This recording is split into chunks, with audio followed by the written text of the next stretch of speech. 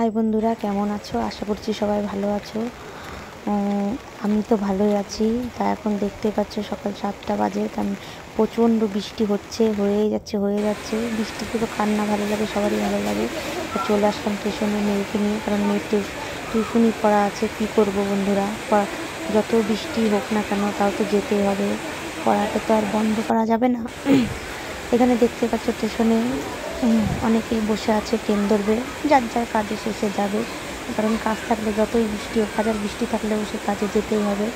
আমি তো কী করব, বৃষ্টির মধ্যে বসে আছি, ট্রেনের অপেক্ষায় আছি কখন ট্রেন আসে। বসে বসে বোর হয়ে যাচ্ছি, বৃষ্টিতে হয়ে যাচ্ছে, বৃষ্টি আর থামছে না। কী করা যাবে, ট্রেন কখন আসে দেখা যাক। ওই একটা আঙ্কেল আসছে ছাতি মাথায় দিয়ে, আর বৃষ্টির দিনে ছাতি নিয়ে তো বেরোতেই হবে, আমাদেরকে ভিজে যেতে হবে। আমিও বসে আছি মেয়েকে নিয়ে, বলতে বলতে ট্রেন চলে আসতে আমাদের।